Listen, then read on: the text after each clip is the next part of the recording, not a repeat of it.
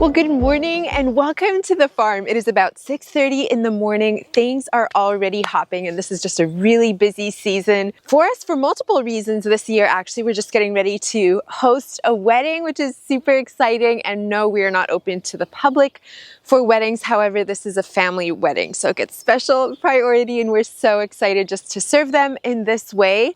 But it is a ton of work. But aside from that, just this time of the year on a farm as we prepare for summer is incredibly busy. We are planting things. Today actually is hay day, which if you are not familiar with, I'll show you a little bit more of what that entails. But right now it is chore time. So Josh has been out at the barn for well over an hour and the kids are just getting started on their morning chores. So let's first go catch up with them and then we'll take it from there.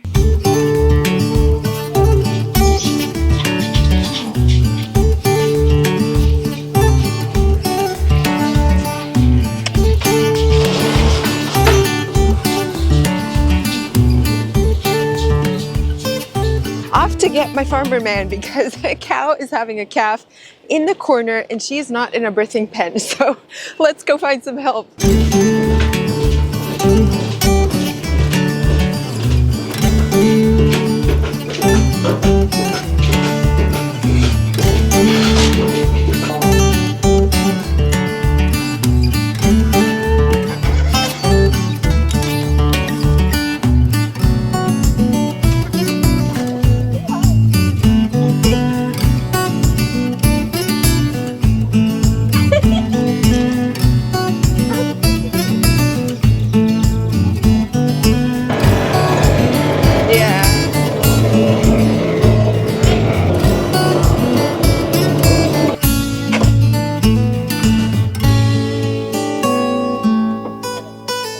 On my way in, the kids are like, "What are you making for breakfast, Mom?" And I was like, "I don't know." We usually just have pretty simple breakfasts, kind of rotate a lot of the same types of things, but they were requesting pancakes. So I thought, you know what, why not? I'm using the same recipe that I did the cottage cheese waffles in. We loved those and I thought those would make a delicious pancake as well. And I'm gonna do a double batch of them because I know how quickly they go and they even sometimes like pancakes for barn snacks. Obviously they freeze well, but I don't think ours will even make it to the freezer. Doing a double recipe, I just did a dozen eggs in here with 4 cups of cottage cheese and I blended that up till it's smooth. So that's what I have so far. I'm gonna go ahead and mill some flour. So I'll add 4 cups of the fresh milled flour to this and then we'll add the rest of the ingredients after.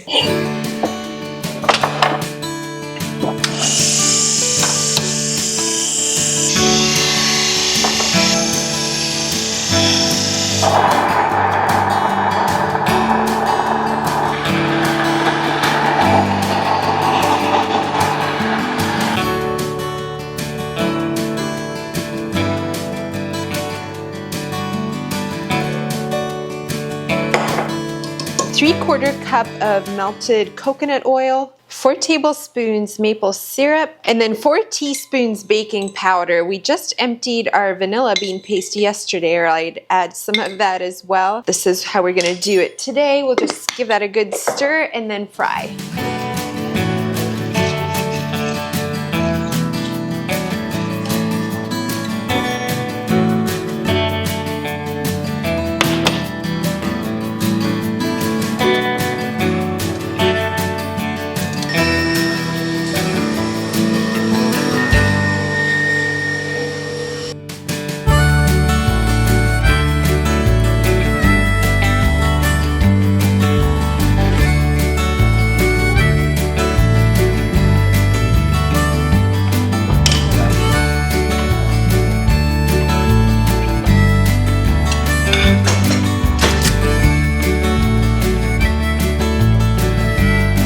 That's what I have for you.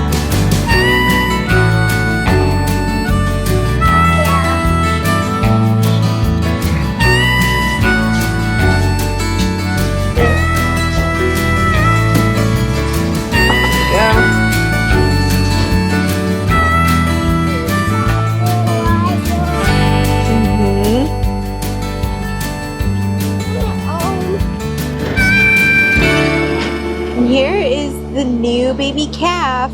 Okay, got William dropped off. He was begging to go ride the tractors, and Josh and Josh's dad and Hudson, all of them are busy with field work today, and so William didn't want to miss out. And then that was the new baby calf. Such a sweet little thing. Having a little bit of drama in there right now with the other cow wanting to claim it, but Josh says that's actually a sign that likely that cow is about to have her calf, which is exciting. So maybe we'll have 2 baby calves today, which is always so fun and so special. It just never gets old. New life, even when you live on the farm and it's kind of normal, it never gets old.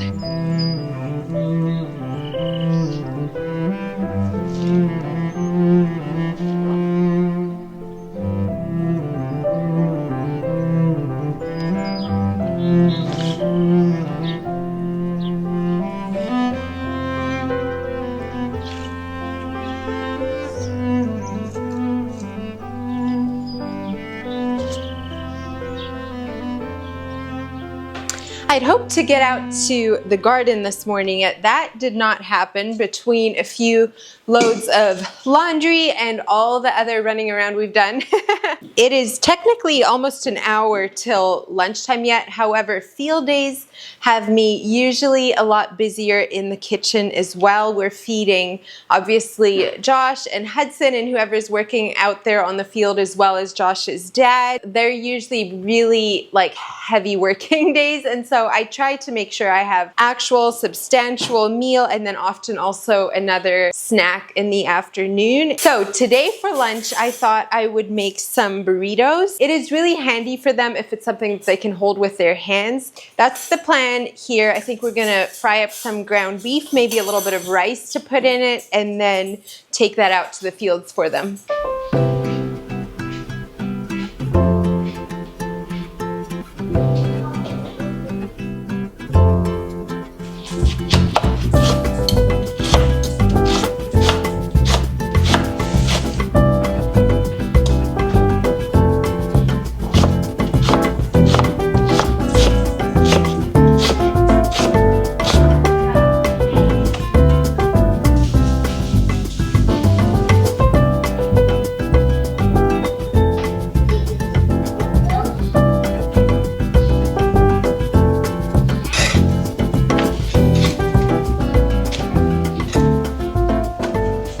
We're in the middle of a hot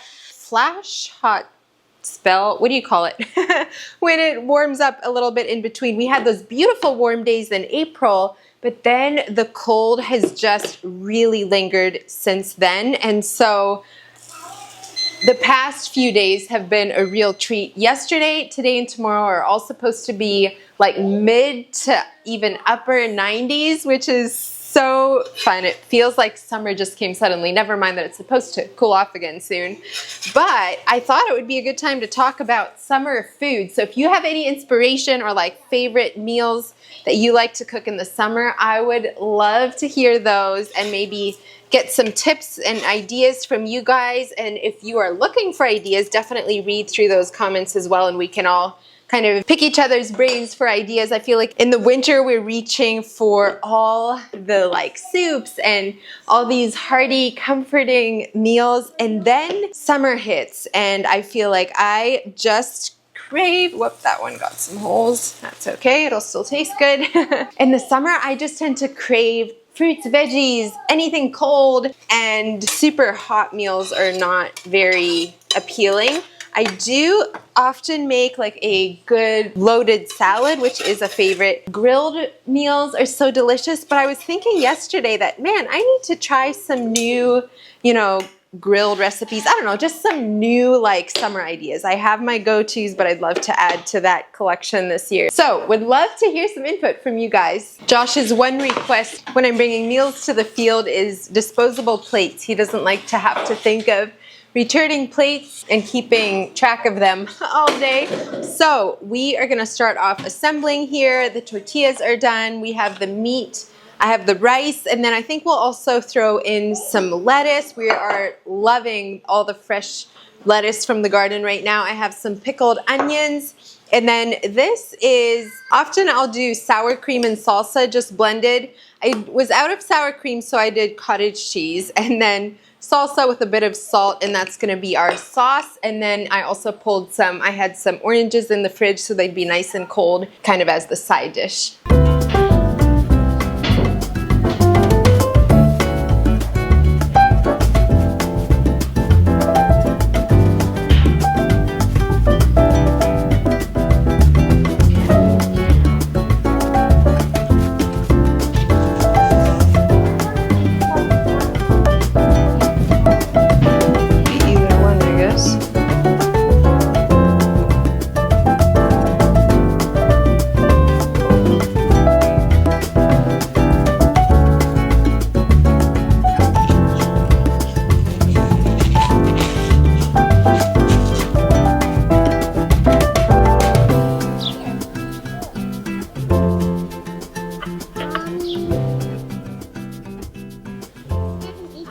I love it, she said.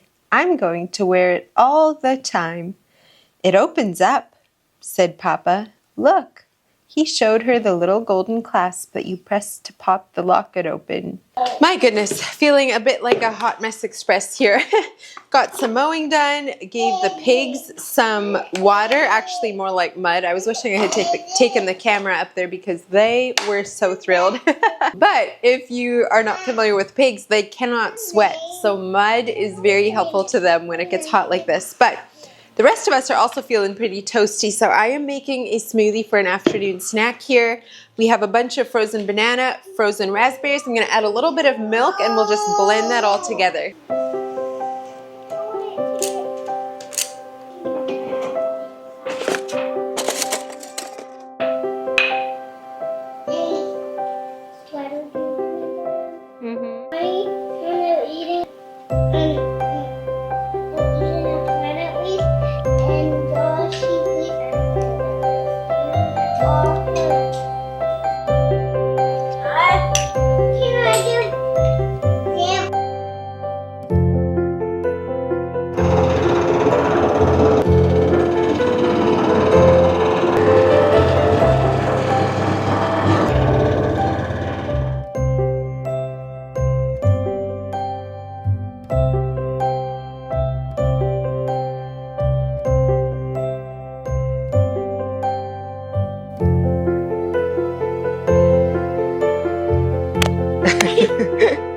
Nice story. The girls and I have been working on these barley sheaves. We were asked to provide the barley for a local Ruth musical. So tell me, does this look like Ruth? We were picking up all these little barley pieces from the ground and we're thinking of that this is literally what Ruth would have been doing, right? Like one by one, piece by piece. Anyways, we have 10 bundles here. Supposed to deliver them this evening so the cast has time to practice with them, but hopefully that is what they need. If not, we can always go cut some more. Let's sit down for a little afternoon cup of tea, shall we? I am still loving lemongrass tea. I'm not drinking it as much now that we've been having such hot weather. I just don't gravitate toward really like steaming cups of tea when it's that hot, but I should just make a big jug of this and put it in the refrigerator and drink it cold because I know there's so many benefits to it.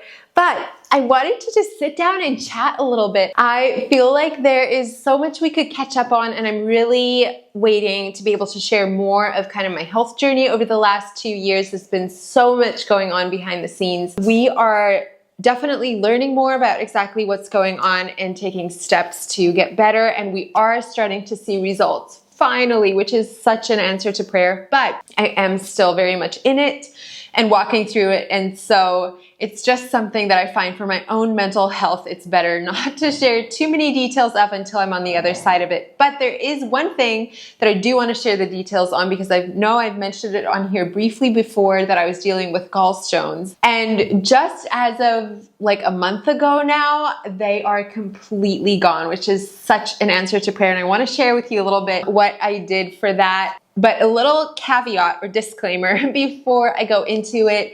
I know anything health related can be so controversial, which honestly makes me so sad. It's so hard to get like actual solid advice and like know what to accept because I feel like people are so easily completely like one way or the other way. And I just want to say no judgment whatsoever from my end. If you choose a different route, if you're dealing with gallstones, any of that. I just know some of you have been curious what I did, and so I wanted to share that here. Basically, long story short, when I was pregnant with William, I had my first gallbladder attack, ended up in the ER because I had no idea what was going on, and I wanted to make sure the baby was safe. He was fine. It was only gravel at that point, and my doctor was actually expecting that the gallstones would just kind of dissolve and go away after I was no longer pregnant, because I guess they're pretty common in pregnancy. Well, I found out well after giving birth to him that they were in fact not gone, but had actually grown. There was 2 of them that were about 3 centimeters big, and I ended up in the ER again 1 or 2 more times.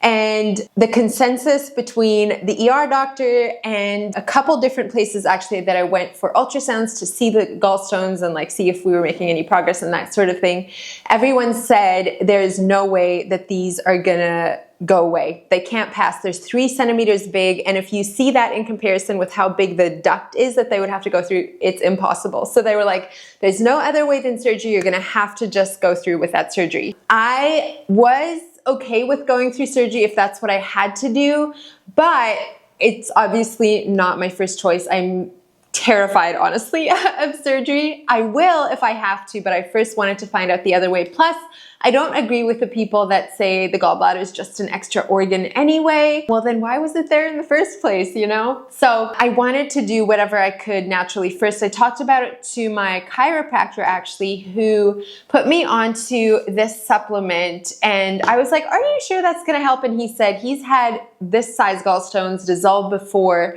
but it's gonna take a long time. Even like for me, it was a year at least, but it should also keep gallbladder attacks from happening while you're on the supplement. Basically, I would just take it every time that I ate something, pretty much. So like any meals, any snacks, and then I did try to avoid eating in the evening because I found that was a pretty big trigger for me to eat something and then go straight to bed. But other than that, it was honestly day and night difference for me in how my stomach felt. So the supplement that I'm speaking of is this. It's the AF Beta Food by Standard process. And I would highly recommend, if you are looking for a more natural route, just keep it in mind that it can take a long time. And obviously there's scenarios when this would not be ideal. So if your gallstones are already out of the duct and say they're jammed there or something, you need an emergency surgery.